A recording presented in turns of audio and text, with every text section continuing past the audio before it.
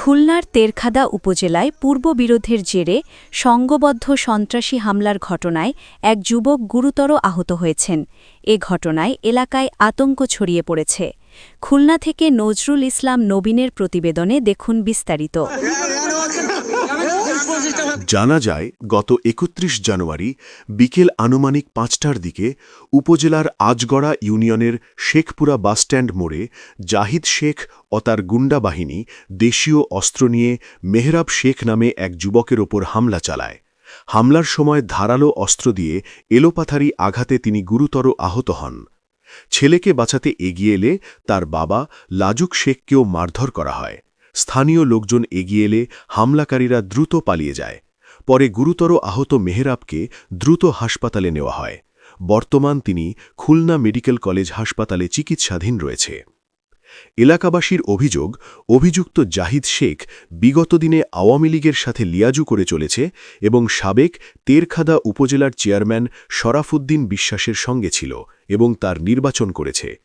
বাচ্চু বিশ্বাসের নেতৃত্বে জাহিদ শেখ একটি গুন্ডা বাহিনী তৈরি করে এবং দীর্ঘদিন ধরে চাঁদাবাজি, ভূমি দখলসহ এলাকায় প্রভাব বিস্তার করে আসছে। তার বিপক্ষে কেউ কথা বলতে গেলে সে সবাইকে অস্ত্র দেখিয়ে মেরে ফেলার হুমকি দেয়, যার কারণে সাধারণ মানুষ আতঙ্কের মধ্যে রয়েছেন।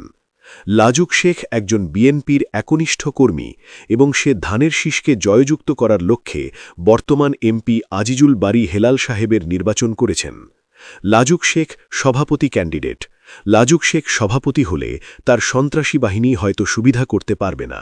সে কারণে লাজুক শেখ এবং তার পরিবারের ওপরে এমন জঘন্য কাজ করতে পারে বলে ধারণা করা হচ্ছে।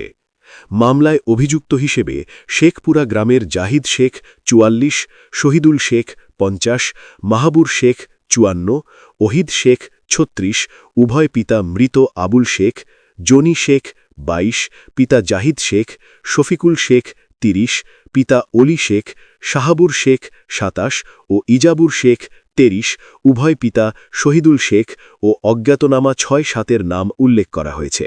তারা সবাই একই এলাকার বাসিন্দা।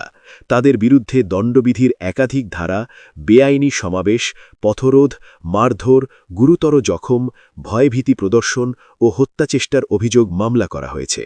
মামলার তদন্ত চলমান।